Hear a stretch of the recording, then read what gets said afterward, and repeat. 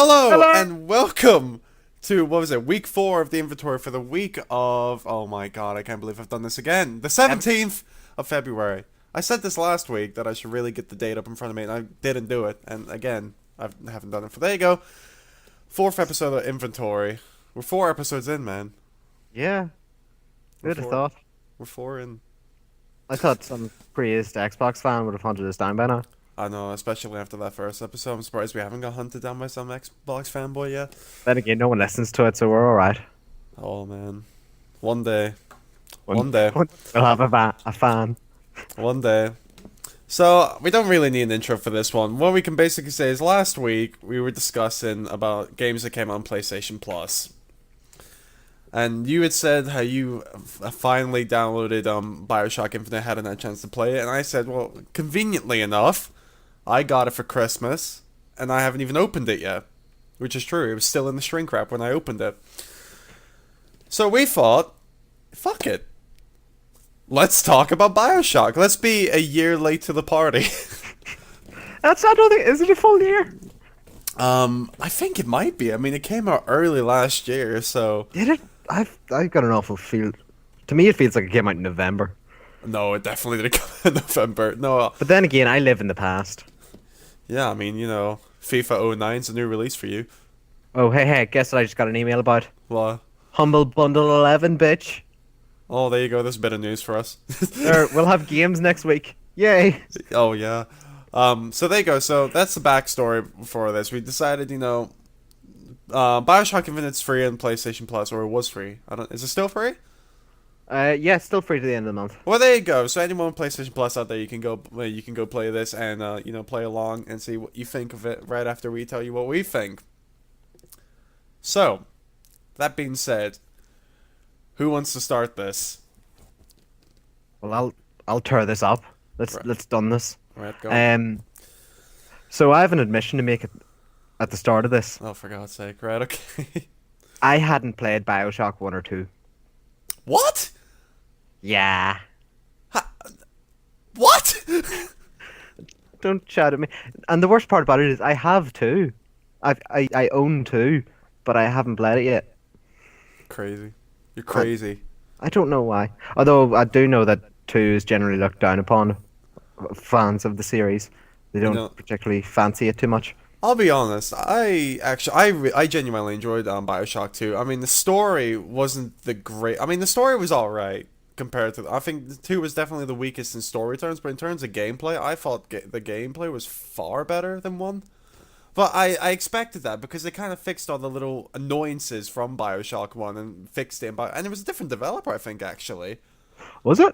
for Bioshock 2. I think it was a different developer did it, and I thought they did a good job. I mean, like I said, they kind of took like some of the stuff that was annoying about it, like you couldn't have a gun and have your plasmid at the same time. Uh-huh. So they kind of fixed it and said you can have, you know, your plasma in one hand, your gun, your weapon in the other hand. So they fixed a little some stuff in the game, but it probably is the worst of the series, maybe. But I mean, that's not really saying much because it's still a great game in my opinion. So that's cool. So I'm coming out from a fresh perspective, Okay. which, to be honest, probably the only people left who haven't played Bioshock Infinite are cheapos like us, or people who hadn't played the first 2. Like you. Because, like me, because if they're as good as I thought Infinite was, then they've played it. Oh, They've jeez. played. Spoiler alert. I loved this game with a passion. Really? I started playing. I started playing on Friday. No, Thursday or Friday, whatever. I don't know. Doesn't really matter. Fuck it.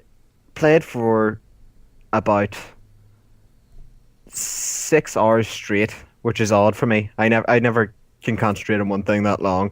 I think I have OCD, or OCD, ADHD, or something. Right. Probably. I really don't know. I don't know. It's just video games. I swap between them awful lot. Anyway, so I started playing. And I went into it with very high hopes because I'd heard such good things about it, and I'd heard good things about the series, but I'm too cheap to buy them.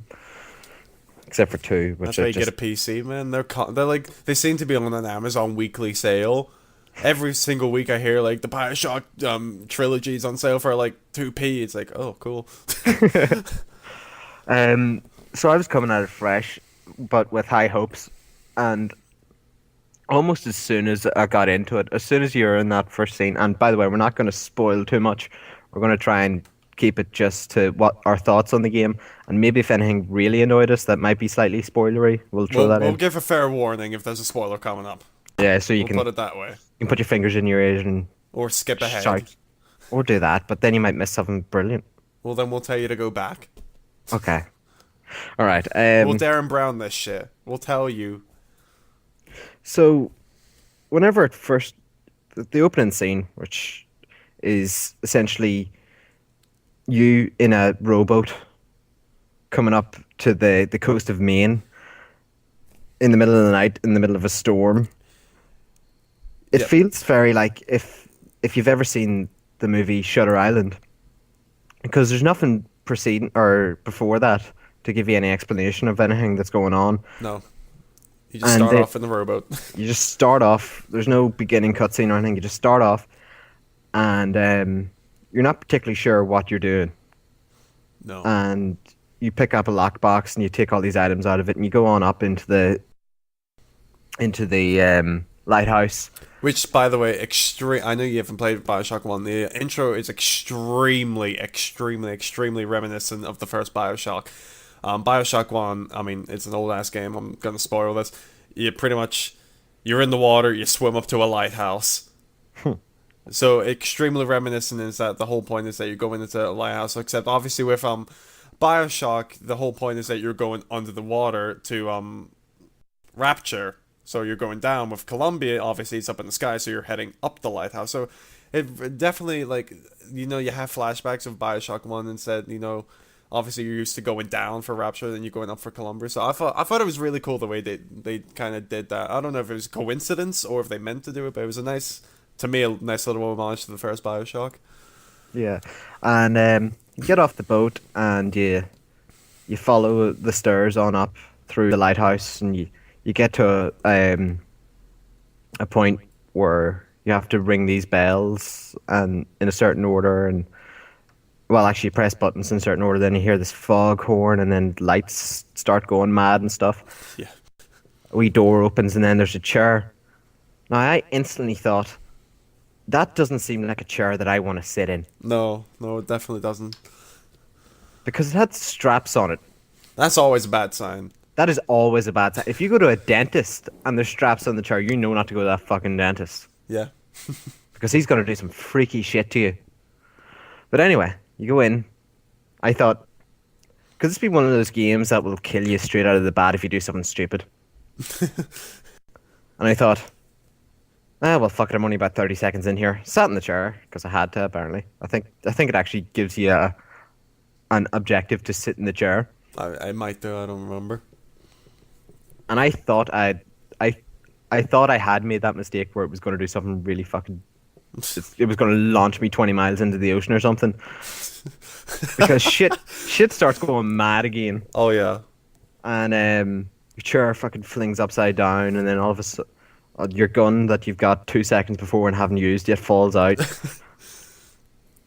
and all of a sudden you're flying up into the air up to Columbia, and you see all this beautiful stuff above the clouds. That Which isn't all again, also extremely similar to Bioshock, where when they were taking you to Rapture, you went in the submarine and they would show you like pretty much take your tour for Rapture, and they've pretty much done the exact same thing in Infinite, except obviously you're launching the air and you're going through. I don't even know what you would call this ship you're in. I don't know.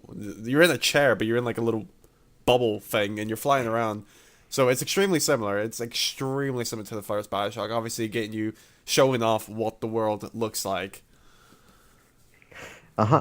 And then you land, and you still have, at least to the best of my knowledge, no real idea what you're doing yet.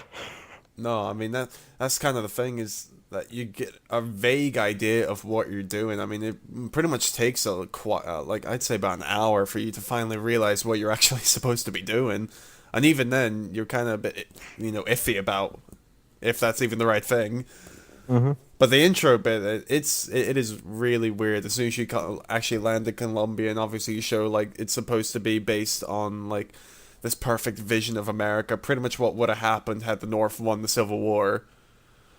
Did the And North not win the Civil War? oh wait, no, at the South won the Civil War. Sorry. So it's You're basically, American. I know you'd think so. So it's basically giving you this, vision of old time America. Of the like, patriotism. You got your carnival and all this type of stuff. Obviously, you've got African Americans pretty much used as slaves in this world. But again, that's pretty much what it would have been like at the South one. That's pretty much what the entire thing is based on. And then you've got your prophet, which is pretty much said he's talked to Washington, and Washington have said, like, we don't want what you're selling, pretty much. He's basically said, well, fuck you, we're going to the sky then. Ah, and so when you land, you've landed on the day that's the anniversary of the birth of this city, Columbia. Yeah. And every year they host a big festival where they have an annual raffle competition. Oh my god. And Okay. so you work your way through the city, seeing things and picking up things and whatever, and learning how to use your vigors for the first time when you go to the wee carnival stands and stuff. Yeah, and that's the new name for everything now. It's instead of plasmids, it's now vigors, which, whatever. Okay. Which that leads me on to another thing. This is a strange thing to like about a game, but I like the fact that it doesn't explain shit to you. No, I mean, like I said, I've got a weird sense of OCD when it comes to games that I like to pretty much, check. Because I know going into Bioshock that you pretty much check every nook and cranny because you're going to miss something. So I, like, and the entire first bit's a carnival as well. So there's buildings to go in everywhere. You got all these games to try and all these prizes you can go in. And then you slowly start, well, I slowly start making my way through. Probably takes me like 4 times longer than everyone else because I'm having to check everything. So you go your way through, and then you come across this crowd of people next to a stage for this raffle. And this raffle, I don't even know. Can we talk about this without spoiling the intro? We can do we can do it in a vague way. So you enter this raffle, and turns out that you win it because obviously, if you're the main character of a game and you enter a raffle, you're probably going to win it. Be a bit shit if you didn't. It would. And you lost. Oh, fuck that. Oh, I don't want to play anymore. Oh, just shit. I'm gonna lose all the time. I already lose. You can do that at home. Um. Oh, God. So you win this raffle, and it turns out that the prize in the raffle is that you get to do something. However, that something, well, I'd like to think for most good-hearted people, is something that you wouldn't do. I'm pretty sure we can say this without spoiling. Basically, like I said, because we're like it's based on like if the South won, African Americans are inferior. You basically have the choice to peg this interracial couple in the face with a baseball, or hit the dickhead of a host. And I mean, I made the same decision that probably most people would have picked: hit the dickhead in the face. Mm-hmm. And shit goes awry very quickly. Very, very, Very quickly, to the point don't that even- like I was sitting there playing this game, and like after that happened, this whole like shit happens, and I was just kind of left stunned, like, holy shit, I was not expecting that to happen. Like, I knew, like, you get one wee warning. I think you say to yourself, you hear yourself say to yourself, which is one thing to say, under your breath, I better make sure I keep my cover here Yeah. before you even pick your ball for the raffle or anything. But I don't. How many people do you think decided to throw that baseball at the couple instead of hitting the host? Racist, or people who want to see if it changes the story?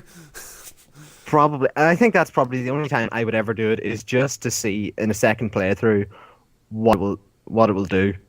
Yeah. Because if it changes it, then it's going to change it and make it a hell of a lot easier. Oh my god, yeah. because as soon as you go to, you don't even get the ball doesn't even leave your hand before shit goes down. I mean, yeah, and I gotta say, the very first kill of the game, Oh my god, that kill! the very first kill of the game, like Bioshock has always been known for being it's gory. I mean, it's definitely a gory game. All of them have been gory, but holy shit, that first kill. It shook me because I was expecting something violent to happen, but oh my god, I was not expecting that shit to happen. And what it is it's a melee kill using using what they call the skyhook, Skyhook. isn't it? Yeah, Skyhook. Skyhook, which you use to get around the city a lot of the time. Yeah.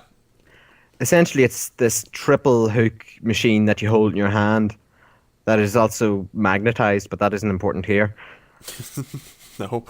And what ends up happening doing there's multiple melee kills as well as this one, but And they're all they're brutal all as hell. very brutal. I think it's probably determined on what the health of the person you're attacking is, depending on which one you do, I haven't or maybe actually it's just figured out. randomized. I haven't actually. I don't know if it's randomized now because I'll go through a period of time where I'll get like the same execution like 6 times in a row. So I haven't figured out if there's a system or not. But like I gotta say, the melee kills in this game, the executions are, oh my god. Some of them are shocking.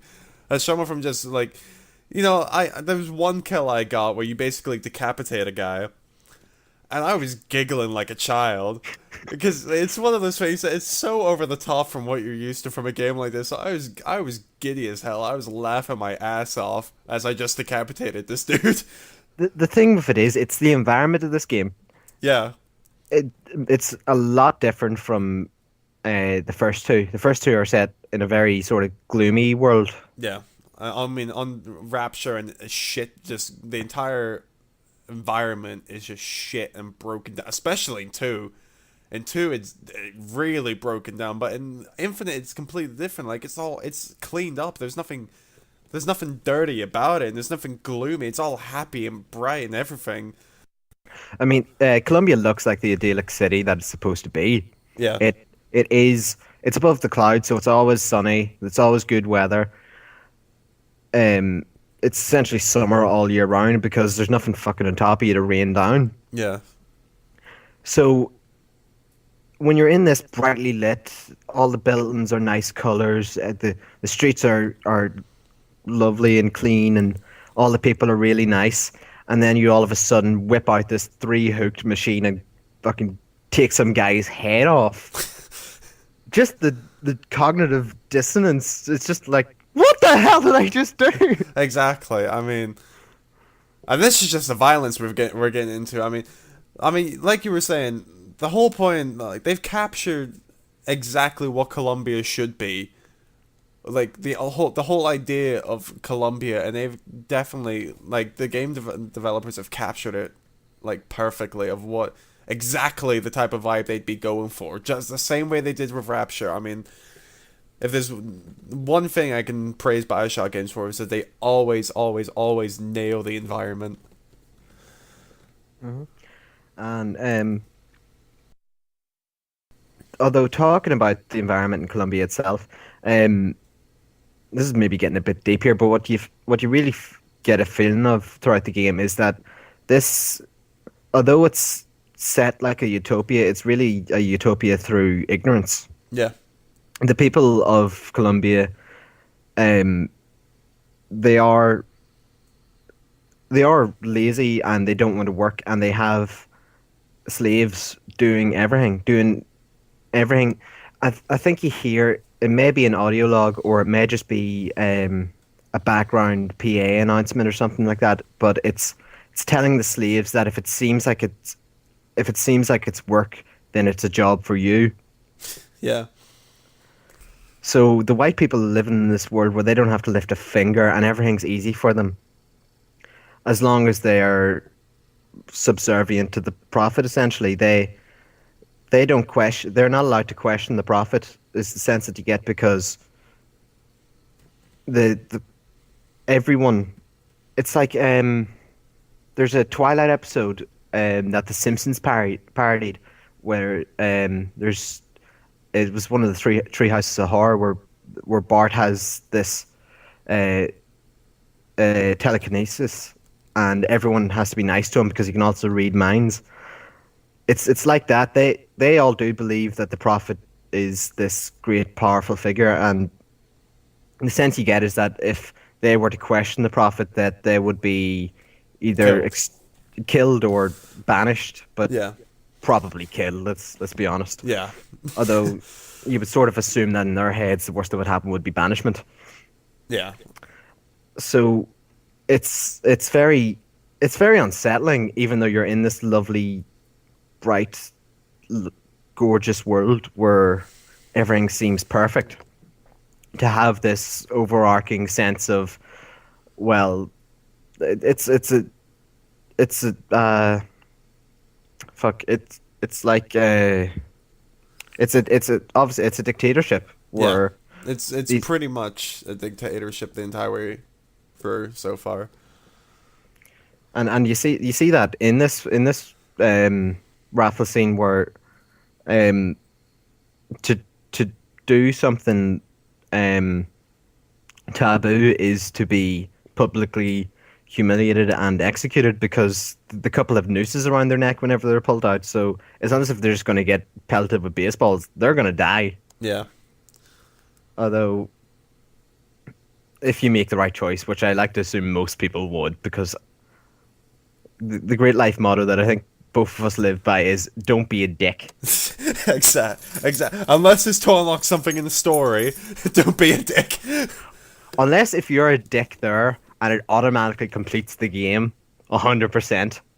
Or you get some sort of like completely different story arc that comes from. I mean, I don't know. I mean, I might attempt to play through this game twice just to see, because I mean, I've come across some opportunities stuff where you can make a choice of one thing or another, Mm-hmm.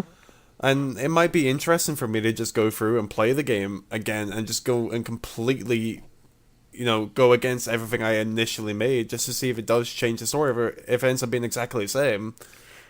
See, with games like this where you have those choices to be good or evil, although in this it's not so much evil. I think it's just sort of taking the easy way out. Yeah. Um, I go back and when I get through the game, I go back and say, oh, you know what, I'm going to go through that and be a dick. I'm gonna do it the wrong way. I always end up making after one or two choices. I end up feeling really guilty and doing everything the way I'd done the time before. It's the same thing with Red Dead when you have the choices to um fuck, I can't even remember one now, but you can either have a good reputation or bad reputation or whatever. Yeah. I'll go through and try and get the bad reputation, but it doesn't happen. No, I I've do, never gone back to replay Red Dead, but the thing I've noticed is that some of the decisions I've noticed haven't been as black and white as that first one. hmm Not to kind of make a pun there, but they haven't been really as black and white as if like obviously this is the dick choice, this is the good choice, as if like this is kind of like what would you do in this situation? Not necessarily what's morally right, but what would you do if you were in his shoes at the time, which I guess you are. Yeah. I would maybe assume that your initial choices in each add up to change the choices that you make later, which would be a great way to do it. But it does mean it requires an awful lot of playthroughs to get every ending and such. Oh, it can't be as bad as Heavy Rain, where there was like a million different endings just from making slight changes. Uh, um, but oh, I totally lost my train of thought there. But anyway, let's move on because we've been talking about this scene for fucking ever. But it is brilliant. It's It, sort it of sums up the game pretty much. The entire scene pretty much like sums up the environment you're in and how quickly shit can go wrong in this world, and really the follow up is how this world handles a situation like that, yeah. as well as that they try and make you out to be like some sort of antichrist. hmm I think the term they use is the false shepherd. The There false to shepherd, yeah, because there you're to trying lead to you're the trying to lure his lamb away. who Hmm. you later find out is Elise.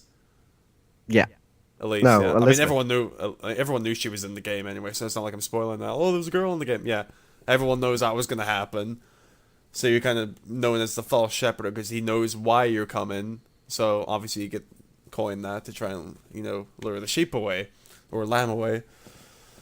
And and you notice as soon as shit does go wrong, all the civilians disappear. Oh yeah, They just fucking vanish. yeah, There's not they're not even hiding for cover or anything where you might come up behind them and they'd maybe shout for guards or something. They just disappear, and I wonder myself if that's just not so much an oversight, but as soon as shit does go wrong, instead of having ones hiding, they just sort of went straight into this battle sequence. Um, but it does add to it. It adds that feeling of these subservient um, civilians were instead of helping or instead of even helping the people I see to be right, they just sort of disappear. yeah. Or that's what I took away from it anyway. I mean, there are some points where you'll get. I don't even know if they're rebels or anything, but they'll be like supporters. You'll see them, Yeah. and they'll like kind of vouch for you or whatever. I mean, there are some occasions because there was one time I went into a room and some guy was like, "Don't worry, I won't tell him you're here." Yeah. And you'll go in there and you'll get some goodies from him. It was nice enough. I left him a chocolate bar because there was two on the table, so I left him one. And then I take on. I mean, it is the whole thing of like there are a few people in this world of Colombia that will stand up for obviously the good, and then obviously you're gonna have everyone that like pretty much follows along like sheep. I mean that's pretty much is a test to what the environment of Colombia is like. I mean, to me they've captured it perfectly. Hmm. But anyway, so as we move on, we have to get our way through all this and get to Monument Island, which is a giant statue in sort of the center of Colombia, I believe. I think it's Which in the is the center. Angel Colombia, I think. Yeah. The Angel Colombia, yeah. Um, and so that's your mission to get there and rescue the girl. And then when you get there, that's when the game starts. It takes a while to get there, but as soon as you get there, that's when Bioshock Infinite truly opens up. And I guess we can't really talk much more about the story without spoiling it, but I will say that, after that, you start unlocking more of these vigors that do different skills. And I noticed that you get some of these vigors and you get some of these stuff that enable you to go and backtrack through to check different houses, which will give you like health upgrades or new gear. That's another thing that's new actually from the old Bioshocks. This one has gear like t-shirts and clothes you can put on. Obviously you can't see them because it's a first person shooter, but every bit of clothing gives you a benefit now. So you'll just find them randomly scattered all over the place, mostly in hidden areas. So you can go and backtrack that. They've got lock picks where you can use I keep forgetting her name. Elizabeth. Elizabeth. Yes, that's it. Elizabeth, because I keep getting her and the girl from The Last of Us confused. You get Elizabeth and she can, open locks for you. And she's just overall helpful. I mean, she doesn't die as far as I know in combat. No, there's actually the first time you get into any trouble with her, there's a prompt that comes up that says, "Don't worry about Elizabeth in battle; she can handle herself." Yeah, and then she's really useful because she'll go around and she'll, like, if you're low on salt, which powers your vigor, she'll, like, throw you salt if there's some around. If you're low on health, she'll throw you health. If you're low on ammo or something, she'll throw you a weapon or Yeah. something. I mean, And she's extremely useful. And when you're going through the game, I'm not sure if it's coins that you've missed or if it's just every so often she'll randomly have some coins to give you. But every so often you'll get, "Here, do you want this?" And you turn around and catch a coin. Yeah, I haven't really figured out the money. I know the power ups and stuff. That's all stuff that's around you, but I haven't figured out the coins though. Because I'll be like, I'm convinced I found every bit of coin there, and Yeah. I'll obviously just for you some stuff. And she points out little things to you as well. She'll point out voxophones for you, Hmm. lock picks for her to use. She just points out all these stuff. So it just feels out, when you get Elizabeth, the game really opens up and your character really like opens himself up, and you can see, what has he actually come here for? What is he doing here? And who is the lamb that everyone's been so protective of? So, I mean, like I said, when you get to Elizabeth, the game truly starts to open up. And actually, this is that brings me on to one of my favorite parts, is that Elizabeth is one of the best companion AIs I've come across Oh gaming. yeah, and she's She, not a pain in the ass, which is fantastic. she never gets in the way. She never gets stuck. She's helpful, and generally, she just makes the game so much better and fun to play through.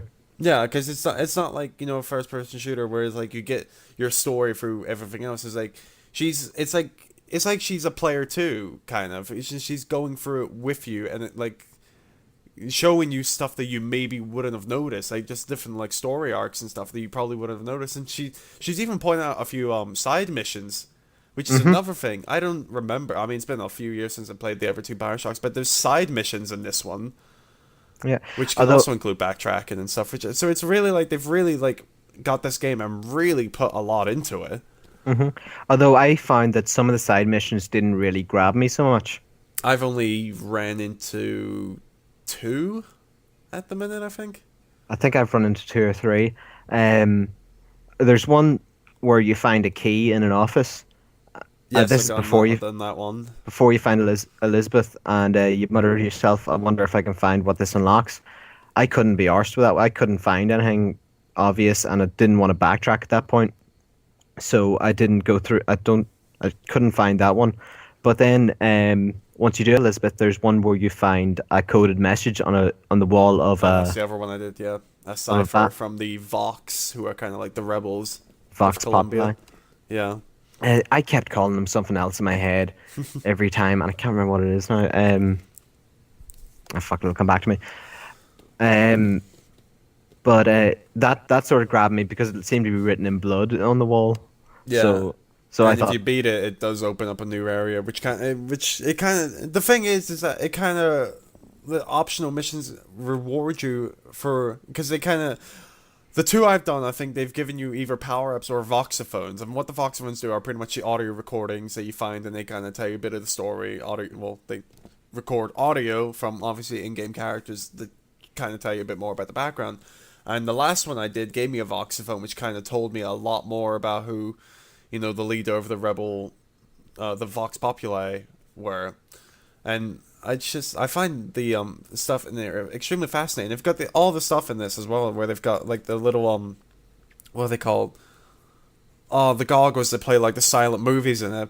oh, the I ah, can't remember what it comes, but you can walk up to these little machines and they play like a little silent movie, which will be like what 30 seconds tops, mm-hmm. and it would just tell you like a little story about like the history of Colombia, or why this has happened, or some news that's come and that's was significant to that moment. I mean, it's extremely interesting so far, the story.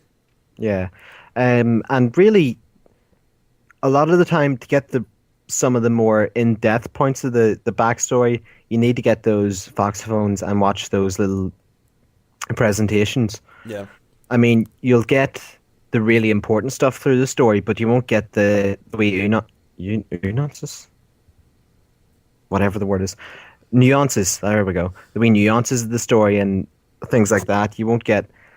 Um, there's a point where you find out something potentially really big, so I won't spoil it. But through the voxophones and the wee movies, you find out what the people of Colombia thought of all this happening and stuff. Of course, it's set to be propaganda, so it's all them fawning over it and everything, and them consoling themselves with their grief. yeah, But it's really good and really adds to it. And I always try to hunt them down as much as I can. It adds something else for me to be going around instead of just going to look for coins. I'm looking for foxophones and these wee presentations and stuff. So they're really good, and I really really like them. Yeah, I mean, this is one of the games, the few games I would definitely recommend if you're playing it. Collect the voxophones. Watch like the little. I think they've got like slideshows and watch all the little things. I can't remember the goddamn name of. But go watch everything that you can and take in all of the story that you can because it really puts a lot of depth into what you're actually doing. Because there's been a character that's mentioned a whole lot in these voxophones, and I think in the main story she's been mentioned once. Yeah, But she gets mentioned a whole lot in the voxophones, and she's even got a few herself. And it really tells you about who she is and why she was doing what she was doing. And it really just gives you that bit of added depth into the story. So, I mean, it would definitely be one of those things that I would recommend, go and grab the voxophones if you can. I would definitely recommend doing it. Like, don't skip it, and definitely go and watch every, like, added thing that you can. yeah. The way it sort of works is the voxophones are the personal logs of all the characters, Yeah. so you get their honest opinions, and then the slides are sort of the public opinion about the things that have happened and stuff, Yeah. and what the leaders of Colombia want you to know and want you to think. So you get through the Foxophones, you get the motivations for people doing things, and what they really think of what's going on in the city, and then through these slideshows, you find you get sort of, The as I Fox said, News. The Fox News yeah, effect. the Fox News. You get You the get Fox News effect on the slideshows. you get the right wing agenda through them. Yeah. I mean, that's pretty much it. I mean, so far, I mean, I've been playing it for hours, and I think I'm only halfway through. I I think I'm a little over halfway, I and mean, yeah. that's just generally down to not being able to get at my PlayStation at the minute Mine's just because because I've been going back and checking every nook and cranny constantly. I've played the game at every loose chance I've had to get at it, and because I've been hunting around for the Foxophones and slideshows and trying to get maybe a weapon a bit earlier than you would, or getting into all the rooms that Elizabeth can get into with her lockpicks, that you need to go back and find some loads of them just to make sure you have enough for the rest of the game and stuff. Yeah. Although one thing I did dislike is an awful lot of the time when you get these, you'll get an awful lot of them that require 5 lockpicks, Yeah. which A bit of a pain in lockpicks, the ass. it is a pain in the ass. Although if further on in the game, you can start buying them out of the vending machines, which is handy. But each vending machine only has 5 at a time, I actually haven't even checked that, actually. so you can't really stock up on them. Um, but I don't think all the vending machines have them. Just like all the vending machines are sort of different. It's like you went to a real one and it's out of something. But most of the time, when you're wasting like 5 lockpicks on one lock, it's a real gamble sometimes. And most of the time, it ends up just being a bit of gear, which Yeah. I know that's one of the parts of this game you like, the gear, but I sort of disliked it because you can only carry 4 at a time. No, you can carry. I mean, yeah, you can carry more, but you can only equip one for I think what head, pants, shirts, and a hat. Can you carry more? Because every time I've gone through, I haven't been able to change any, or maybe I'm doing something wrong. I'm pretty sure you can because I think I've gone through, or maybe it's just the DLC because I got the special edition because it was really cheap, Yeah. and I had DLC gear from that. So maybe it's just I've got it from there. I have to actually go and check because I've picked up loads of gear. Yeah, for the first while, I assumed it was only that you could have 4 equipped, and um, you could only have 4 equipped at a time. So I was just picking stuff up. But you'll notice whenever you go to pick something up, you can compare something else, which will be another hat, which turns out to be another hat that you're carrying. Yeah, it'll be the hat. It'll be if you find a hat, you can what was it? You can take it, equip it, compare it with the stuff you're wearing at that time, or leave it. Yeah. So it at least from what I've gathered, because it took me a while to realize that select actually brought you into your inventory sort of thing. I was Honestly, I like, think I've been in the inventory twice. here, James, you've been in it 4 times now. I have been in it 4 times. That is correct. Inside joke. Anyway, anyway, um, so I've only actually been in the inventory a few times myself, and it's just whenever I do pick up gear, I'm like, wait, did I pick that up or did I equip it, and did I just lose what I had?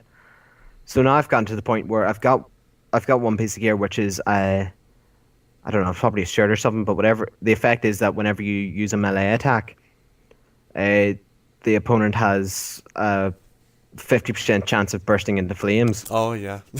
and I fucking love that. So I keep that equipped constantly, and every time I go to pick up a piece of gear, I'm just making sure that whatever I pick up isn't going to get rid of that.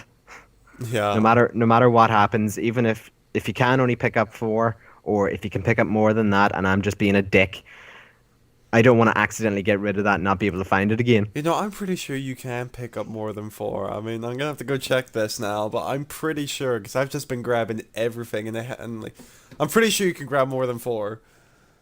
I'm probably wrong here But entirely. well, I could be wrong as well. I mean, you think that would have been something I would have checked, but oddly enough, I haven't. So that's the game. So far it's sounding really good. Do we have any complaints about it? I think the gear is my only real complaint. I think maybe some of the mechanics about the skyhook I don't like. I I find it really hard to pull off that cool dismount at because a lot of the time where you need to go as you're traveling along the rail, um, you can sometimes zoom past it not very fast, and you don't necessarily want to just dismount straight onto it because then you've got a pack of enemies around you. So you want to take out one or two. Well, you can only really take out one at a time. So you want to try and dismount while the right way and take out an enemy at the same time. And I find that sometimes hard to do. That's and another quick wee one, but not really anything big. The only time it's ever hard is in battle, but you don't tend to need it that much in battle. Is picking things up. Uh, You you need, at least from my experience, you need that scope to be directly on it for to pick it up. Or sometimes it can sort of bug out a bit, and you can pick up something a bit over to the side and stuff. I found that a bit clunky. I don't know. I haven't really had any issue with that kind of stuff so Maybe, far. I mean, maybe it's because I'm playing in an SD mode or something. are you? Yeah, I don't have the HDTV. Come on, lad. Christ. we are gonna Told have to you I live rename- in the past. We are gonna have to rename this podcast. But I mean, I haven't had any problems with that. So far, I can't tell if it's a complaint or not, but they changed it from the other two Bioshocks. In the other two Bioshocks, when you picked up a weapon, you kept it. Mm-hmm. So I think you'd have your 6 weapons. You have your machine gun, your pistol, your melee weapon, Yeah. and just you'd have your different variety of weapons. In this one, you can only carry 2. Yeah. Plus your skyhook. Your skyhook's always with you. Your skyhook is your knife, pretty much. So you can only carry 2. I don't know if I like that or not. I haven't really decided if I like that or not though. But that's different. I found it can be a bit annoying at times, but what the up point is, you always keep the ammo for each weapon you have. Yeah, yeah. That's So if you do run out of ammo on one of the weapons you're carrying, and you can find a different weapon around, you pick that up, and you get, presuming you have full ammo of it in your inventory anyway, you're set to go.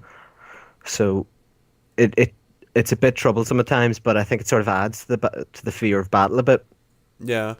I mean, it's not like weapons are hard to come by as well, because the other thing, I mean, because obviously you can only carry 2, anytime you kill an enemy now, you can pick up their weapon. That's also new. I mean, because obviously you never could do that before. So, I mean, that's why I can't decide if I like it or not, because, I mean, although you can only carry 2, you're also, 1 kill away from getting another one. Mm-hmm. So, I mean, again, it's a thing I can't decide if it's a complaint or if I'm alright with it. I don't really know. The other thing I've noticed that, I don't know if it's because we're playing on console. I don't know if you've noticed, because like you just said you're playing on SDTV. But Of course. I don't know if it's because I'm on console or if this is just how the game was made, but some of the textures in this game, holy shit, some of the textures in this game just look like flat. Hmm. Like bushes and like just Uh, other random shit. Like they've got no life to them. They just look like they were painted and left there. You know, like old school game. I don't like. Obviously, it might be different on the PC because you know some PC Master Race dickhead's gonna come and be, oh, PC Master Race. I'm like, okay, and cool. if not, someone's modded it on PC anyway. Well, there is that. So I mean, I don't know if that's just how the game is or if that's how the console version is. I mean, I don't know because I haven't played the PC version. It could be like, if the game's just like that or if it's just the console version. But I mean, that was just a little thing I started to notice is that like some of the textures do look a bit iffy. It's not a bad looking game by any stretch of the imagination, but I have noticed that some of the textures in this game are really iffy. So if you're a bit of a graphics whore, you might get all butthurt over that. There's also one thing I noticed that maybe it's just because I don't tend to go into it too often, but there's a FreeSync control in the options, in the graphical options of the game. Is there? I don't think I've ever come across that in a console game before. I don't think so Have you? either. You can turn the VSync off and on, which perhaps that might have a change to the textures, but you could end up losing some frame rate every now and then. So I prefer to just keep it off or on. I just keep it on the default anyway. Yeah. Other than that, I mean, there's not many complaints I've got about this game. I mean, again, I think I'm just under halfway through it. I mean, I went on like IGN or something to look at a guide for it just to see like all the chapters, just to see like how far I was, and I think I was less than halfway through the list. So it looks like I've got quite a bit to go still. Yeah. You know what? We've talked this entire time, and we haven't talked about one of the best parts, which is the sort of staple of the Bioshock series, which is the Vigors, which was called whatever in the first two. Plasmid. Plasmids. I fucking love them. You know what? Actually, I don't find myself using them nearly as much as I could. That's true, because I normally forget about them. I do too, because I play the game as pretty much a shooter. I mean, if it's a big dude, or you know, if it's something like I'll try to be smart about it, I'll use Vigors, but I mostly just use it as a shooter one. But you know, if it's coming to the point where I'm in quite a bit of a gunfight, or you know, there's a turret or something around, I'll use my possession figure on Yeah. it. What I find happens with me is I I forget about it in battle until until I need it, and then I'm like, wait, why am I not just launching firebombs at these guys or something? And then I'll do it, and I'll be like, oh my god, that was so awesome! I should do this a lot more often. Yeah. The thing I find funny, I don't know if funny is the word I can really use without sounding extremely morbid, but the possession thing, I like the little touch they did at the end where, you know, you'll possess the guy and he'll go around and kill all his friends because you possessed him, and then at the end he kills himself out of Himself. remorse. Yeah. I just thought that was a neat little touch. I mean, I don't know. I thought it was a neat little touch. I didn't really know. Obviously, he's been possessed, but he realizes what he's done, and now he kills himself because of it. I just thought it was a nice little touch. But we've been talking for about 40 minutes about this one game alone. Obviously, there's a reason this game was touted as Game of the Year last year, is up there with The Last of Us. Yeah. I mean, so far this game is fantastic. I mean, like I said, I'm just less than halfway through, I think, and I'm enjoying the hell out of this game. I'm hoping I'll have it beat by next week. I mean, who knows? We might revisit this game next week, as well as some other stuff. I don't really know yet, but I'm hoping to beat it by next week. Oh, Because you know I'm what? loving the hell out of it so far. Breaking news here on the Inventory podcast. Oh? Turns out, the studio that makes Bioshock is downsizing. Oh, really? Apparently, they're laying off 15 members of staff and moving to a smaller, more equipped. They'll be starting up a smaller, more equipped endeavor with Take-Two. Oh, Christ. Okay. So I don't really know if I want to go too in depth about this right now because that would require me reading and we could be here half an hour. Yeah. But yeah, look that up. It's probably big news by the time you people hear this. Well, there you go. Okay, well, that's Bioshock. Bioshock. Bioshock, great So game. good. And you need to go play the other two. I do. But the problem is now I don't want to play 2 until I've played 1, even though I have 2. No, you have to play one first. I mean, Yeah. a lot of things in two you wouldn't understand. unless you'd played the first one. So yeah, definitely you've got to play one. As far as the Bioshock games for me go, I can't decide if I can't really say because I haven't beat this game yet. I can't say if I like it more than Bioshock 1. I think the gameplay is a lot tighter than in Bioshock 1. Yeah. Haven't decided yet if I like the story or the atmosphere more than Bioshock 1 because Bioshock 1 was absolutely, like, bits of that were absolutely terrifying. Mm-hmm. Bioshock 1 was fantastic. Bioshock 2 obviously had its down points, but I don't know. I can't decide if I like this as much as Bioshock 1 or if I like it more than yet, so we'll see. Great game, though. Great game. If you haven't played it and you're a fan of Bioshock, or if you like good games, Yeah, which you'd like go to try think it. you would. And plus, the game's been out a year now. It's dirt cheap. And for the love of God, if you've got PlayStation Plus and you haven't played Bioshock Infinite, what the hell are you doing? Yeah, I mean, come on, lads. What are It's you at? free. One thing, do you think they'll continue the trend and do a second one in this sort of series of Bioshock, or do you think they'll move on to something completely different with the next one? I haven't got a clue, to be honest with you. Oh! Speaking of which, if you are like me, though, I completely forgot to mention this. If you are like me, though, and you loved Rapture, they're releasing episodic DLC Oh, cool. for this, which I think there's 3 episodes, and I believe all 3 of them are set in Rapture. Awesome. I'm assuming it's going to have the same gameplay from Bioshock Infinite, because obviously it's the same game, so... If you like Rapture, go check that out. I mean, I haven't tried it yet, but I just remembered that was out there. So there you go. I mean, if you like Rapture, if you want to continue on playing Bioshock Infinite, and for some reason you didn't know about that, yes, there's episodic DLC out for Bioshock Infinite. So feel free to go check that out. Cool. Uh, so, yeah, that was Bioshock. That was good. That was Bioshock, and we haven't even finished the game yet. Holy shit! I haven't even. Yeah, So we might actually have to come back and revisit this sometime. we might do. After we play Maybe. all this DLC, Oh my god. it'll be the Bioshock podcast. The Bioshock. Well, this one pretty much is the Bioshock podcast.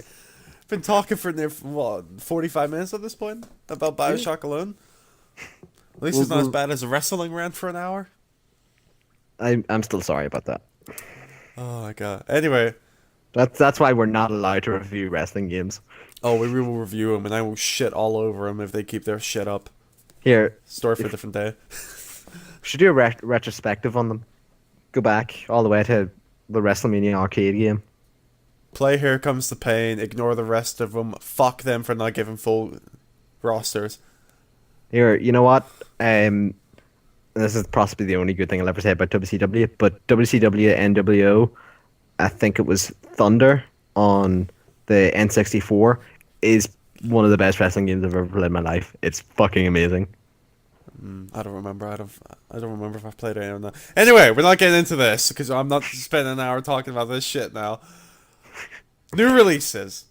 New releases. New Let me releases see. coming out. Okay. First up, we've got Far Cry: The Wild Expedition. It's basically a collection of all the Far Cry games. You can pick Far Cry 1 in HD, I believe, Far Cry 2, Far Cry 3, and Far Cry 3 Blood Dragon. Yes. I played the second one. I wasn't too into it when I tried it, and I haven't played any other one. But with this collection, it might be worth checking out. And if you like trophies, achievements, the first one now has achievements, so go nuts. Cool. I haven't played much Far Cry myself. Would it have been the first one that was on the Wii, or would that have been a lot earlier? I don't know. Because whatever one it was that was on the Wii, I had the land of a Wii for a weekend, and Far Cry was one of the games. And to play it on the fucking Wii was horrible. Was Far Cry on the Wii? Well, if it wasn't one of the main series, it was a spin-off one. But dear God, that was bad. I don't remember it. Like, I only played 2, and the malaria shit pissed me off in Far Cry 2.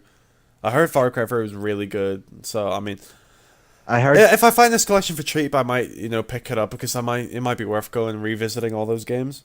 I don't think I was properly listening, but does this include Blood Dragon? Yeah, as far as I know, it does. Good. I've heard amazing things about Blood Dragon, and it seems just like my sort of game. It looks ridiculous. I have no idea what it's Exactly. got to do with Far Cry whatsoever, but there you You go. know what kind of movies I like, so you know I like Blood Dragon. I know you like bad movies. Yes. Um, Up next, a game on the Wii. You What? Nintendo Games? make games still? Oh, Holy shit! Donkey Kong Country, Tropical Freeze is Al. ooh. Are you a fan of the Donkey Kong games? I yeah, I wouldn't say no because the one on the N64 Donkey Kong Country was brilliant, and the ports of it onto uh would have been the Game Boy Color possibly were just I loved them. They were fun wee platformers and couldn't really put them down really. And as far as I know, this one is it's the 2D one. It's not 3D like Donkey Kong 64 was, as far as I know. It's so I Yeah. think it's pretty much a 2D one. Um, I'm not a huge fan. I'll play them, but I'm not. I would never go out of my way to play a Donkey Kong game. I mean, yeah, that's pretty much it. I would play them, but I would never go out of my way to play them. But I mean, the Wii U's getting games, and of course, it's Nintendo first party. I mean, see, they can do it. They can do it. You know, we've been complaining that the Nintendo need to make more first party games, but we're sort of glossing over the fact that there's fuck all third party games on the fucking console. Well, that's what I'm saying, but they need to release a lot of first party games because no third party developer wants to touch it for one Hmm. reason or another. But there you go, Wii U's getting a game. Yay! Brush off the dust. You can finally use it, And now comes a game that I'm excited for just because I'm sure it's bound to be fucking horrible. and I'll leave it for you. Rambo the video game. Now this, I have no idea why this is here. Is there a new Rambo movie out or something? Don't think so. So it's literally just Rambo the video game for no reason whatsoever. You know what? I think they had to wait for the technology to catch up so they could make this game. I think that's what it was. God. You couldn't I don't know anything about Rambo. you couldn't have put a Rambo game on the NES. It just couldn't have happened like. I have no idea. Although I'm saying that there probably was one. There was a game for fucking everything on the NES. Oh yeah. I know nothing about Rambo. This is more up your alley. If anything, I put it on here to make fun of it, and so you can have a little moment with it. I know jack shit about Rambo, so that means nothing to me. Uh, if this game is anything like the movies, it'll be, at least in my perspective, quite campy, full on action, full of blood and guts, and just plain balls to the wall awesome. But I know I'm going to be disappointed, and it's going to be really clunky, really hard to play, and when I do finally play it, I'm going to hate it. But I'll Probably. probably love all the cutscenes. If they can afford to do cutscenes in it. Oh, I'm sure Sylvester Stallone has the money for it. I'm sure he's not doing anything. What's he doing? Making Expendables 60? It's funny because they're all 60. Oh my god. Okay. Next up is Rayman Legends for the Xbox One and the PS4. I heard this game was quite good. Yes. This is just the port of the one that came out last year, isn't it? Yeah, I believe so. I've never liked the Rayman games. No, I mean I've never been a massive fan of You them. know, it's that weird thing. It's like this and remember Gex, Gex, yes. Gex the Gecko. There Holy was shit, Gex. Undercover Gecko on the PS1. It was one of those weird games where you didn't like it, but well, at least for me, you just kept playing it though. I got lost. For some reason, you couldn't stop playing it, even though you're like, I don't like this game. I got lost in the mansion. Stayed in the mansion the entire time. Had no idea where the hell I was going. Rain Man falls into that category with me, where when I play it, I don't enjoy myself too much, but I just keep playing anyway. You know what game they need to bring back? Uh, Croc. Croc. That game was the shit. That was the first. I got when I first got my PlayStation. I got two games. I got Croc and there was a Star Wars fighter, Oh, Croc was awesome. They should bring and that game back. I Fuck played Rayman. I played the shit out of Croc because I had no idea how to unlock Darth Vader in that fucking fighting game. Uh, I Fuck still have no Rayman. idea. Bring back Croc. Croc on the PS4. Just a HD Croc collection. HD Croc collection. Oh my god. Um, but there you go. I mean, if you want to play Rayman Legends on the I don't know current next gen console, there you go. I'm probably not gonna play it. By the way, I've heard really good things though, so I mean, if you want to try it out, go ahead. for future reference, can we call the Xbox One and PS4 next generation still until I get one of them? Because I feel really behind the times when we call them current.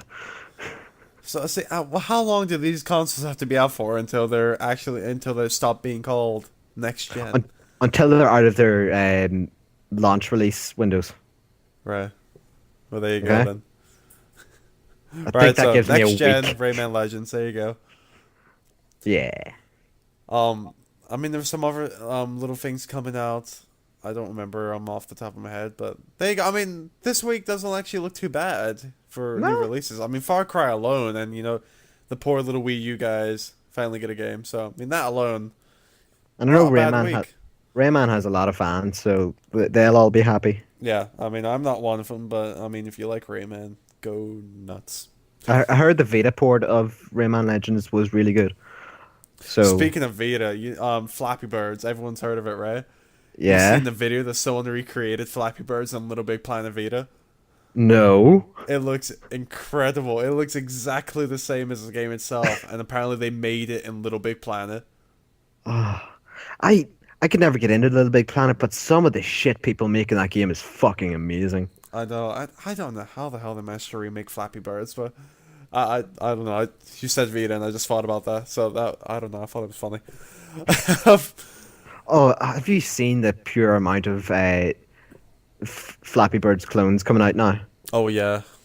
Oh my! Sure, we were discussing one in the news last week, weren't I we? know, Fallout Bird. Bird. I still think that fucking title is annoying. Oh god, have they even released it yet? I don't even know. Flappy Bird were going down. Could that not have worked? Nothing could Name it work. after one of your songs, for fuck's sake. It would have made more sense. Nothing involving Fall Out Boy and Flappy Bird could ever work without anyone taking the piss out of it. Well, Fall Out Boy are a joke now anyway, so. Sure, Pete Wence's girlfriend, wife is pregnant now. They're having a baby. Good for him. But this isn't Teen Vogue. Okay, well, I say that. We're going into the news segment now. Yay! First one. Wii U guys. You get another thing to smile about. You get another thing. You get Donkey Kong Country, you get a bit of news here. You guys are ecstatic right now. Mario Kart 8. Release date of May 30th, and it, for the first time ever, features the Koopalings. Fucking Koopalings. So there you go. I mean, Mario Kart's a system seller. Yeah. I mean, I'll probably buy Mario Kart. I don't know if I'll buy it at launch, but I'll probably buy Mario Kart. Mario Kart was amazing. I enjoyed Mario Kart 7 on the 3DS. I had a lot of fun with that game. So, and they seem to have introduced a bunch of new shit in Mario Kart 8, which looks absolutely weird as hell. Mario Kart on the GameCube was possibly the best game I played in that fucking thing. Double Dash Double was Dash. fantastic, and Mario Kart 64, Brilliant. fantastic as well. 64, yeah. Just, the Mario Kart games are so much fun. Mario Kart DS wasn't too good. Oh, I had that too. I didn't like that one, but Mario just Kart tells you Wii how- was alright as well. But Yeah, Mario Kart Wii was good. most of the Mario Karts are pretty good, and Mario Kart 8 looks like it's gonna pretty much, do what it says in the name. It looks like it's gonna take 7, add stuff to it, and put it on the Wii U. Which, 7 had the kart customizations and all that kind of shit, so it looks like it's adding that, and it's adding a bunch of new stuff as well, which it looks really fun. So, and it's adding bikes as well. Bikes weren't in Mario Kart 7, so Were they not? no, they weren't. Huh. Nope, they had just about every other goddamn type of vehicle except a bike. So, there you go. I mean, Mario Kart 8 looks great. And there you go. May 30th release day and the Koopalings. Oh, I really the hope that Koopalings. the new characters they have in Mario Kart 8 are going to be good, because the unlockable characters from Mario Kart 7 were shit. But with All the Koopalings, do you think that's going to... I'd like to think they just sort of add to the roster as opposed to knocking some of the other characters out. I thought on the Wii U, I'd like to think they can have quite a few characters on there. I mean, it's the Yeah. problem with Mario Kart 7 is that like they had these few slots, but like they filled the slots up with like shit that you weren't expecting. Like they had like Queen Bee and like a little Bumblebee, I forget what his name was, and they had like Wiggler, and then it was like random shit. It was like you'd expect like a Waluigi or Baby Mario. Like like some of these people you'd expect to see, and like no, well, who needs Baby Mario? We've got Wiggler.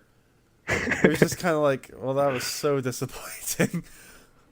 I don't know who Wiggler is. I don't know who he is either. I don't know who the hell half the unlockable characters are in that game. Was But there some sort of story mode to this one? no, no, no. Lot of fun though. But that's the Mario Kart news. There you go, Wii U guys. Although, That's you know something what? to cheer about. Mario Kart does need a story mode because they had a story mode in Crash Team Racing, Oh and my that is god. still my favorite kart racing game. Really? Your favorite? Yes, I love that game. Crash Team Racing was really good, but it's got to be Mario Kart. I love Mario Kart. I will normally play. I love kart games as well. I mean, I'll play bad ones. I played Mod Nation Racers, which was touted for being god awful, and I actually enjoyed it quite a bit. Little Big Planet karting sucked though. Fuck that game. Oh my god. Like it wasn't because it never felt solid. Like you know how Little Big Planet's all floaty and shit. Yeah, It felt like that in a kart racer. that's something you don't want. Oh no, it was fucking terrible. I played with Sarah, and because it was free on PlayStation Plus for a while, so I downloaded it. Oh, we'll play this. Oh my god, it was crap. But that's that. That's sad again. Um, next up, Next up, Titanfall is open beta. yes. All the PC guys. It was open beta for PC and Xbox One, I believe. Mm-hmm. For PC guys, if you registered to be part of the beta originally, you were sent an invite immediately for the open beta. So if you were pre-registered, you got invited onto it. So it's not really that open. Um, there you go. For the Xbox One, if you have Xbox Live Gold, it was available for download under game demos. So the thing is, though, is I think the beta actually ends either today or tomorrow. So by the time you listen to this podcast, chances are the beta's over. But I thought we'd mention this anyway because it's pretty big news. Because Titanfall is like one of the widely anticipated games this year, and here it's in open beta on Xbox One as well, which is pretty cool. Yeah. If you have an Xbox One and you're listening to this in the past, because that gives you time to actually get it, give it a go. Or if you can hack the system and still play it, go ahead. That's probably possible. But I mean, Titanfall looks cool. I mean, it's unfortunately I don't think I'll play it because I don't think my PC is good enough to play it, and I have no intention of getting an Xbox One anytime soon. So I don't think I'm playing Titanfall. I'm hoping though for the Xbox guys that it's gonna be a good game. I'm a fan of good games, so I mean, if it's a good game, I hope it's gonna be a good game, and it doesn't end up like Brink, which Oh, was God. supposed to be a good game, and we all know how that ended up. So I'm hoping this will end up being a good game while it's being released. So I don't know. Hope you guys enjoyed the beta, and tell us your opinions on it, because obviously neither of us are going to be able to play it, No. You know what? I am still salty over Brink. aren't we all? I I was anticipating that game forever, and fucking the bastard and critics all fucking said, "Oh, it's brilliant, it's amazing." No, it wasn't. No, Horrible, no. horrible experience. I cried. The good news is though, if you want to play Brink, if you want to see how good Brink is, go to your local game. It's about $1.99 used. And trust me, it won't be that used. It won't be that used. I actually went in there the other day and I picked up a copy of Brink, and the case was smashed on it. And I thought that was funny as hell. The entire case was cracked on it. That was And pure I thought it was nerd really rage. funny as well because the guy who I kind of know in game as well told me to put the game down. He's like, "Don't buy that," and I got a chuckle out of that as well.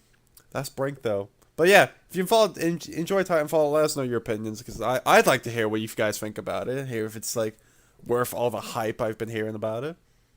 I would have loved to play it, but again, I don't think my PC's good enough for it. Yours is better than mine. Yeah, well, that's why we're gonna record these in person so we can play these games together. Yeah. Unfortunately, I don't want to go. Well, I don't even know where the hell you are, so that's not happening. We're Streffer, lad. Well, Same there you place it's go. been Now for the you're gonna get past 20 stalked. You're gonna get years. stalked. You've told the Xbox fanboys where you are. Yeah, this place isn't that big. You've told them where you are now. You're gonna get stalked like mad. Just look for the house with a glowing TV at 4 o'clock in the morning. There you go, Titanfall. Next up, Ryse Son of Rome is going to be on sale for, that's wrong, $39.99 dollars and £34.99 pounds. From Games on Demand from February 18th until the 24th of February, as part of Microsoft exploring cheaper digital prices. That's kind of cool. Yeah. I mean, yeah, as one of the as one of Xbox One's launch titles, the fact that they're actually, trying to make digital games cheaper, which they should be.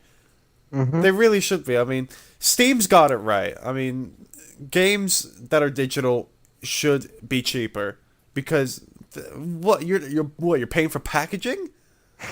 I mean, there's no reason that digital games should cost for the full price games. There's no reason they should cost as much as a disc-based game. I mean, you go on the PlayStation Store at the minute, the PS4 games like Call of Duty and shit, they're 55 quid. Yep.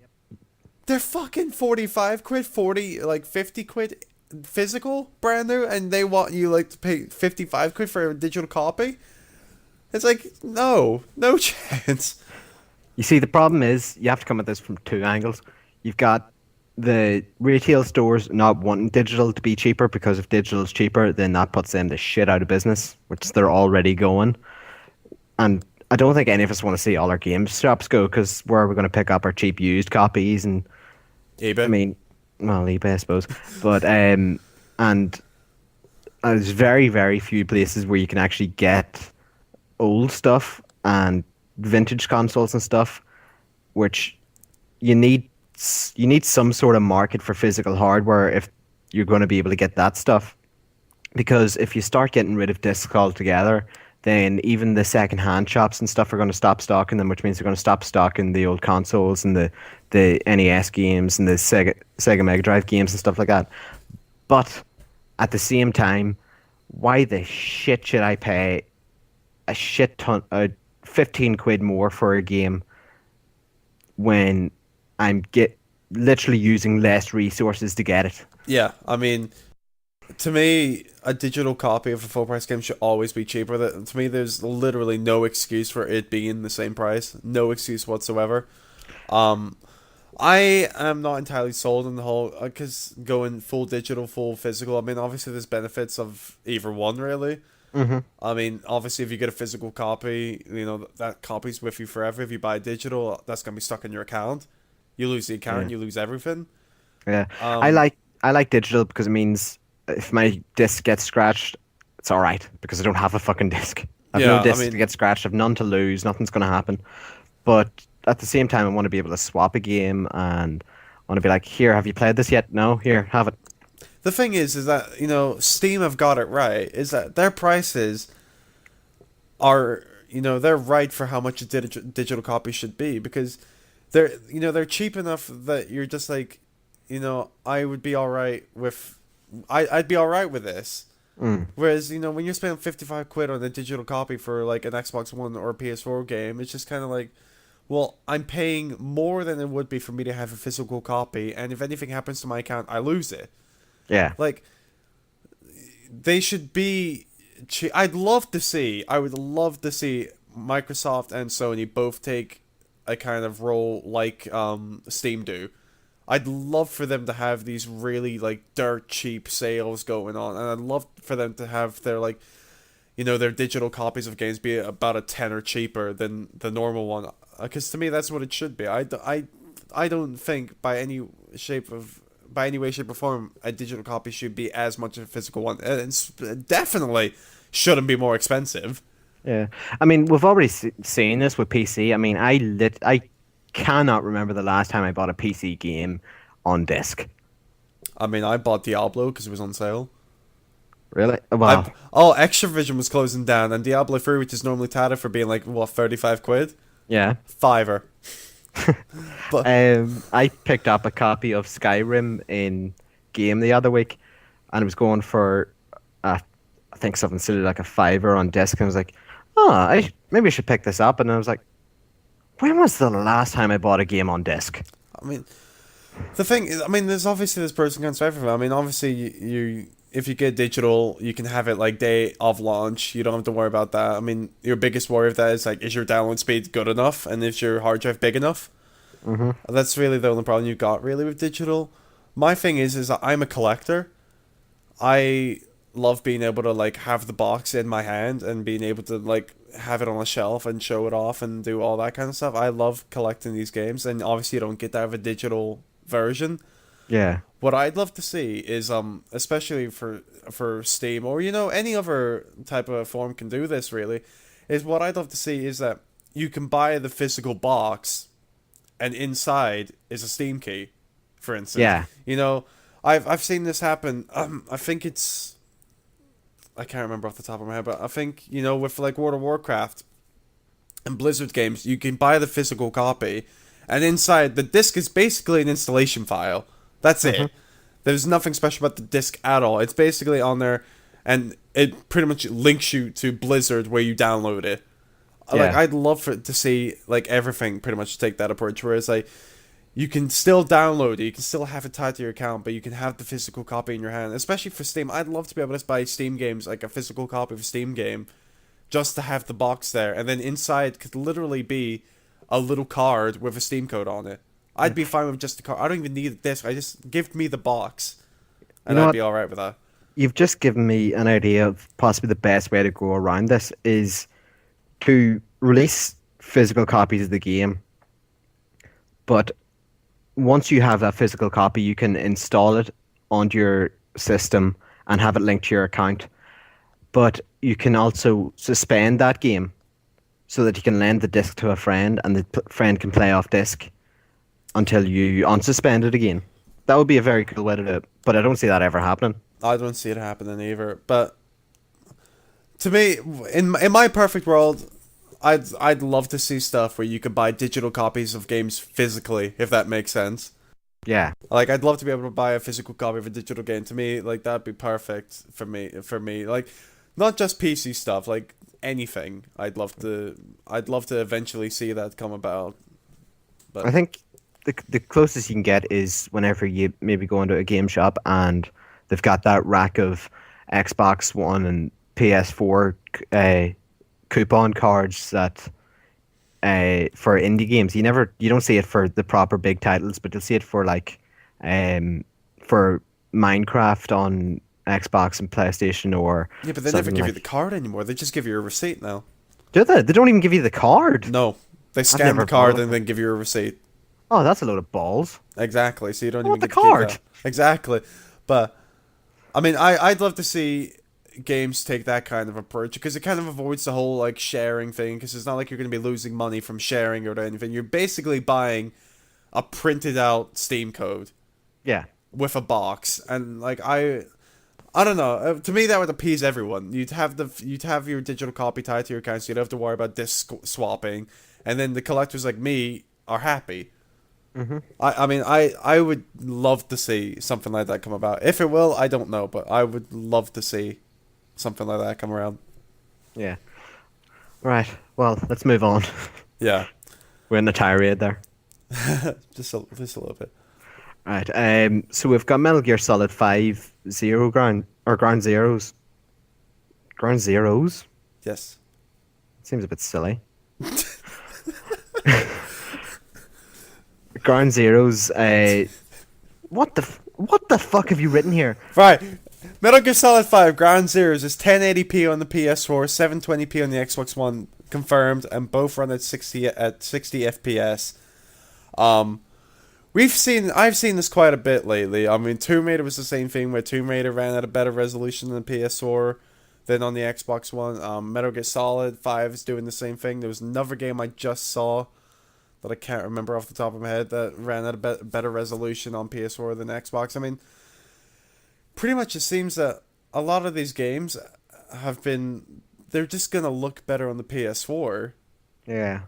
Is this not a hard? This is a hardware problem. Where is the Xbox One not tied in to 720? Or maybe I'm pulling that out of my ass, but I think I've heard that the Xbox One will only run 720. I haven't got a clue, but if that's the case, that seems a bit. What was the point of upgrading then? Yeah. I don't know if that's true. I'm not gonna say anything about that. I'm not. That's not confirmed. We probably should have done more research, but from my understanding is that's the case because it was the same with when Dead Rising came out. Everyone was sort of up in arms that this new next generation Dead Rising game is only 720p. Like you could have a shit ton of characters on screen, but the resolution was a lot lower than you'd expect.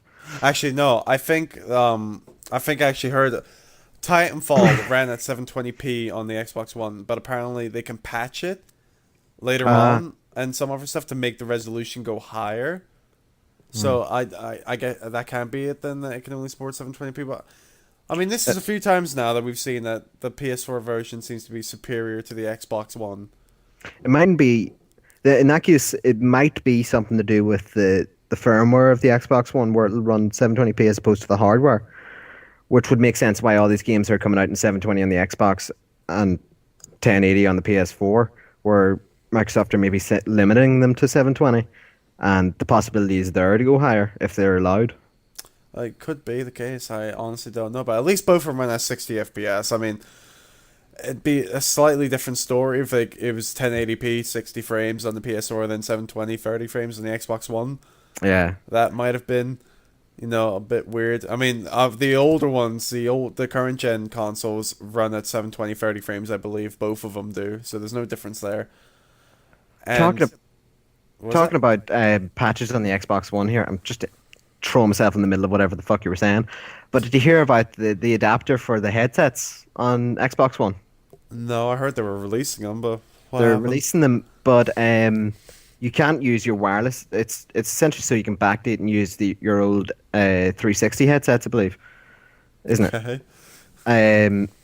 But you can't use your wireless headsets. They're not compatible. Only the wired ones. And to use the adapter, you have to update the firmware on the joypad. Have you ever updated firmware on your fucking joypad? No, can't say I have. I don't even. I didn't even know that was a thing. Me neither, to be honest. How? Then again, this is probably like people who actually play Xbox will probably listen to this and be like, "Well, duh." We're just like, "Oh, jeez, I don't know." And we know jack shit about the Xbox One. We know our knowledge of the Xbox One is very limited. Yeah. Just due to the fact that we don't actually have one. Another part of the Metal Gear Solid 5 news is that in Japan, they're getting a special edition PS4 console for Metal Gear Solid 5.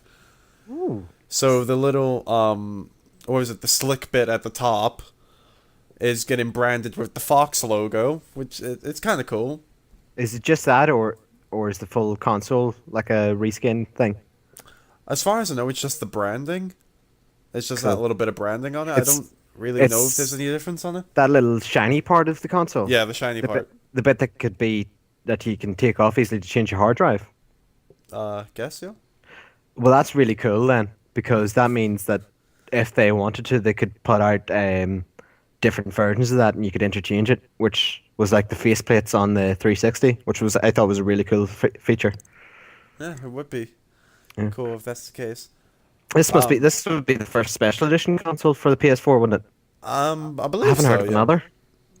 I don't think so, but yeah, the first one is going to be Metal Gear Solid 5 in Japan only, I believe. I haven't heard anything about it coming out over here or in the US yet, so definitely it's confirmed for Japan. So Well, sure, PS4 is region free, isn't it? So you'll just ship one over if you really want one. if you really want one, and Metal Gear Solid fanboys, they can be a bit rabid.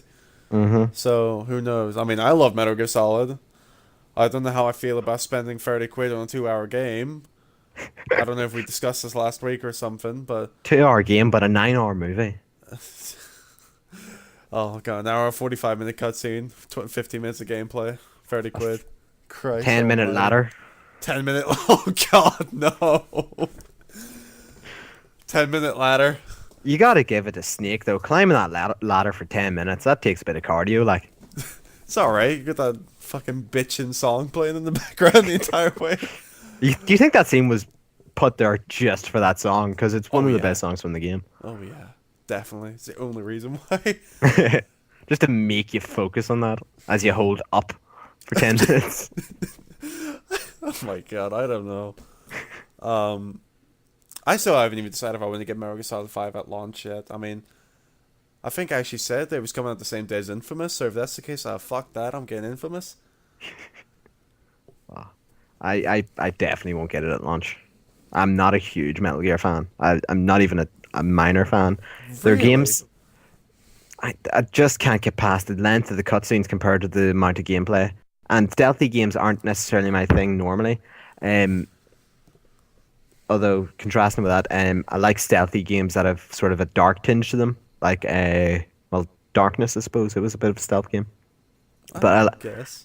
I like if I'm going to be stealthy, I want it to be a very dark game where there's a lot of shadows to hide in, and maybe some far darker elements and some fucking gruesome kills and stuff. What do you think of Splinter Cell then? I'm not a huge Splinter Cell fan either. I was never. I mean, this seemed to be the thing they use. Mostly, you're either like a Metal Gear guy or a Splinter Cell guy. I love Metal Gear. I know the whole thing is the cutscenes. I mean, I could easily, trust me, I can very easily understand why people get frustrated at the cutscenes. To me, though, I like the story and I like the characters enough to not get annoyed.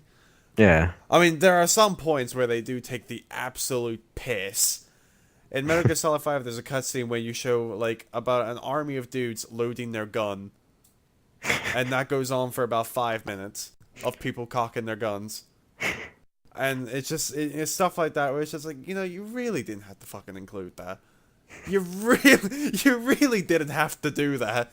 You could have, like, shown, like, one or two people do it. I would have got the hint. You don't need to show me like 1,000 dudes individually cocking their gun. I think I got the hint about 2 people into it. They're being artsy, James. Let them be artsy.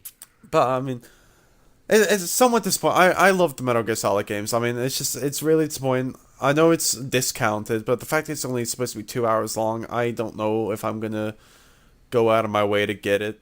I'm definitely gonna play it eventually. I will definitely play it eventually, but I just don't know if I particularly want to spend, that much money to get it for a 2 hour game. I know it's like 22 quid on the PS3, which is, it's better, but, I want to use my PS4. You still not found any games for that thing? I downloaded a demo for FIFA. That's it. I've got Outlast as well, which I really wanted to play it this week, but I mean I've been swamped with doing shit for work and trying to play Outlast at not Outlast, Bioshock at any possibility that I haven't even tried it yet. Sarah tried it and bricked herself 10 minutes into it, so that was promising. I was gonna say something there and I can't remember what it was. But yeah, so far my game catalog is Outlast, Resogun, Contrast, and I beat Contrast, so that's fun. I still can't help but think of Contra every time you say Contrast. I haven't even beat Killzone yet. Ever since I reviewed it, I haven't played it since I talked about it. I haven't even touched the online yet, so I'm sure I'll get around to that eventually, because I do want to beat that as well, to see if it does get any better. Well, you better get back to it soon before you forget what happened. It's not that interesting, it doesn't matter. I don't even fucking care. I've given up on beating around the bush. I don't care. I don't I don't care anymore. I tried to care. I don't care. Is there any games that you really do, besides Infamous, that you really do care about coming out Watch for your Dogs. PS4? Watch Dogs? Yeah, that's true. Watch Dogs. I mean, I was psyched for Watch Dogs and it got delayed. I was kind of happy about that as well because I started to realize this is going to cost a shit ton of money Yeah. if it comes out. You know what? For a big game like that, although it's disappointing for it to be delayed, I'd rather it be delayed and be as good as the hype than it come out And end up like earlier. Assassin's Creed 1. and end up like Brink. Oh Christ. It's not. I mean, it's Ubisoft. I really hope they don't pull an Assassin's Creed 1, where it's gonna be like, man, this game's gonna be fucking amazing. Oh wait, you can only do the same two things for 12 hours. It looked good though. I mean, I'm psyched for Watch Dogs. I've been saying I'm really psyched for Metal Gear as well. I don't know if I'm gonna play Ground Zeroes at launch, but I'm definitely gonna get like the full one that I can't remember what the hell it was called. Oh. Did you play Ryzen, by the way? No. Yeah, that was a weird one. That was a game I sort of got hyped about, and then it was sort of thought that it was going to be you had to use the move for a while, and that totally killed my hype. And then turned out you didn't, but my hype was already gone. I mean, Although I was gonna have to get a PS4 anyway. yeah, then we did go to then we went to Paris for a week and saw Metal Gear fucking Ryzen posters everywhere. Oh yeah, and that was great because I was like a week after I bought Rising and I hadn't actually played it yet. And I was like, man, I really need to get this game. It's fucking everywhere. They must just love Metal Gear in France. And I haven't even played. I played like an hour or two of Revengeance or Metal Gear Rising. Because I went for a thing where I bought Rising and I had the Metal Gear HD collection, so I wanted to go through and play all the games in order. Yeah. But then I realized I have to replay Metal Gear Solid 3 again, and I don't like Metal Gear Solid 3. Did you want to play them in chronological order or the order they came out? Order they came out in. Ah. Because that's the thing. I mean, I played Metal Gear Solid 1. I mean, I'm not going back to Metal Gear. Christ almighty, I'm not going back to them ones. I beat Metal Gear Solid, I beat Metal Gear Solid 2, and then I realized I have to play Metal Gear Solid 3. And this is like one of the most unpopular opinions I get is that I don't like Metal Gear Solid 3 at all. Which is like blasphemous to say if you're a Metal Gear fan, because everyone's like, oh fuck Metal Gear Solid 3, oh! And I'm just like, oh fuck no. I don't like Metal Gear Solid 3. I thought it was incredibly mediocre. You know what? I just realized how biased we are against fans of games that we aren't fans of. It's not that. I'm biased against dickheads. No, Unfortunately, yes. most fanboys are dickheads. Yes, but anytime we call anyone a fan of something, they're automatically roaring down a headset. Well, most of the time that's true. Well, I don't think I can dispute that, but still. But We should be a lot kinder. no, but see, the thing is, I was gonna have to buy a PS4 anyway, because you know, Infamous is coming out, Metal Gear's coming out, Watch Dogs is coming out, and of course, me being me, NHL 15. I'm assuming it's gonna come out on the PS4. Are you And psyched? oh my god. I will buy NHL every single year. I mean, they don't have to tell me anything. They just need to tell you a date. That's all they need to tell me, a date. They don't need to tell me a price. Just tell me a date, and I'll Doesn't even buy have that to be shit. precise. Just sometime in October. Okay, I'll be there. You camped out from August. Exactly. I mean, I'll be fine. I'll get it. I'm the one guy in Northern Ireland playing that shit. You'll be the only one in the line. I'll be the only one at the midnight launch. Yes. Yeah. No, what'll happen is they'll have a launch on the same day as something like the new Call of Duty or something. Everyone will be lined up for Call of Duty. You're on the other side. With my Tampa Bay Lightning NHL. jersey on. Fuck yeah. Oh Christ. I can just imagine that. Oh man, it's gonna happen. And then I'll be locked away. I won't be able to record the podcast for about 2 months. So this week I played NHL. It was great. Next week I'm still playing it. That's something to look forward to in September when it gets released, if it's getting released in September. Oh no, that's something to look forward to when the demo comes out. Oh my god. No, you know what'll happen? We'll have a week where you're reviewing the demo. Then when it launches, we'll have a week of you talking about it then. And then whenever you've finished playing through it and start playing online, we'll have a week of you talking about it online. Oh my god. I haven't decided if I want to talk about NHL, because it's just going to be a lot of like me fangirling over hockey and everyone just being like, shut the fuck up. I tell you what'll happen. You review NHL on the same day I review a wrestling game. That podcast will never end. That'll be like a 12-hour podcast. We'll stream it. Oh, we'd have to? Oh my god. I see we've gotten to the part of the podcast where we just end up talking absolute shit. The show's over. Yeah, you can leave if you want because there's nothing good coming now. The show finished about 15 minutes ago. This is where we get to the point where we just ramble about whatever the hell we want to. This is my favorite part.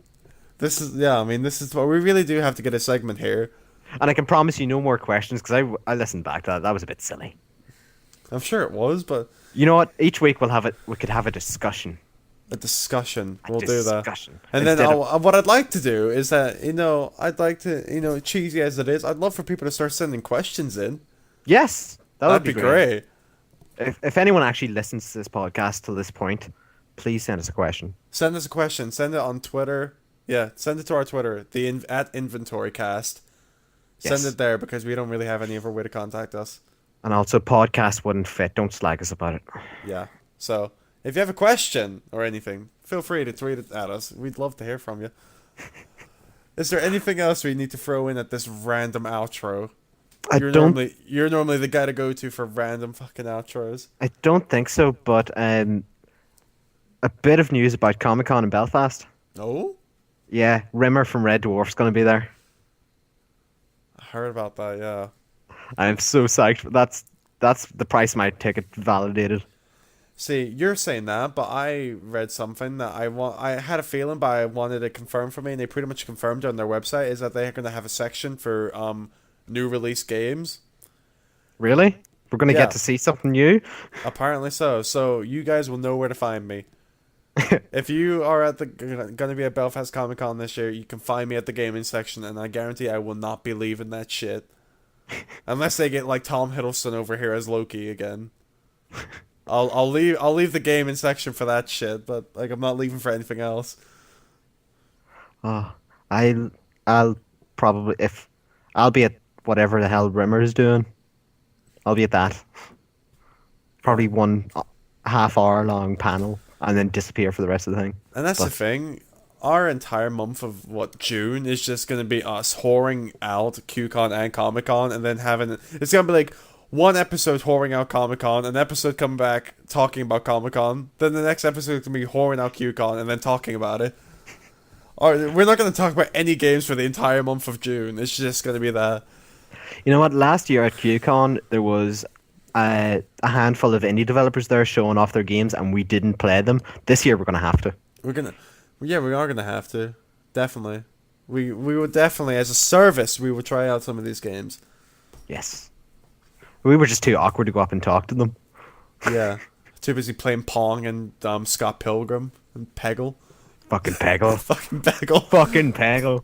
And I entered a what was it, PlayStation All Stars Battle Royale tournament. Yeah. Got to the quarterfinals of it just from pissing around. Everyone kept picking your character before you got a chance. Everyone kept picking Kratos, right? Here's the thing. If you play PlayStation All Stars and you pick Kratos in tournament play, you are an asshole. Don't come up to me and start taunting me when you pick Kratos and act as if you're hot shit. When you pick the most overpowered fucker in any fighting game ever, don't act like you know how to play the goddamn game. You know what? I gotta check him out in Mortal Kombat, see how overpowered he is in it. Oh, he can't be any worse than he is in fucking PlayStation All Stars. He's the most overpowered piece of shit ever. What was your character, Parappa the Rapper? No, mine was God, what's his name? Sly? Colonel Raddick from Killzone. Ah. I picked a keep away character, and then people get really mad at you when you keep away from him. Which I always find is really, in a game where Kratos is being played and they're saying I'm the one being a cheese and dickhead. It's just like, really? Oh, that reminds me. Something we should have thrown into news, but we totally forgot. Mac from Punch Out is going to be in the new Smash Brothers. Yeah, he is. That's going to be fun. You ever played Punch Out? I haven't. No, I want to. Such a good I know game. they what was it? They remade it for the Wii, I think, Did they? or it was a Or completely was it- different game. Or was it on the NES remix? No, there was definitely a Wii version. Oh, cool. I can't remember if it was a new game or a remake or whatever, but I really want to play it on that. Awesome. I I've love never got Punch around Out. to it though. Oh. So yeah, We've really gone to this point, we've gotten to this point. We have to come up with an intro and an outro because this is getting weird. and we really need to come up with something for these last things. So, yeah, Anything else we need to throw in at this end bit? Um, For the love of God, we're not doing 20 questions again. it was 6 questions, James. 6 questions. Come on. Oh, God. Yeah, we're Can you never not doing that. math? We're never doing that again. Anything else for this end? Do you want to talk about Tony Hawk's Underground 2 again? No, we goddamn do not. We got to stop saying that whole thing and just cut it down to thug, but it's really hard sometimes.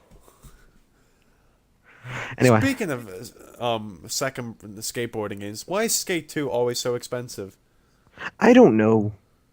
It's the best one in the series. It's impossible to find, and it's extremely expensive when you do find it. Skate 3 sucked, and you can find it anywhere. It was a glitchy piece of shit. Oh, I hated it. But yeah, you know what I really liked about Skit? The explanation to the camera. Yeah. That was really cool. But then I fucking hated Rob Dyrdek. Why? I just don't like him. He's a douchebag. He's like Chad Muska light. I like him. I like Rob Dyrdek. No. Nah, mate. Nah. Then again, when you're in a game that's got Chris Cole in it, I don't really give a shit who else is in it. Oh, yeah, Chris Cole's the boss. Yeah. Well, okay, we've gotten to this point now that we're starting to fade, so I think we should wrap it up right now. We're rambling, James. We're rambling. Cut it down. Cut it down. We're definitely rambling here. So, that's all for this episode. Episode 4. That's it. We're done for the Bioshock special. The Bioshock Infinite special and other. So, yeah, like we were just saying, we'd love to answer questions. We really would. It would give us something to do at the end of this.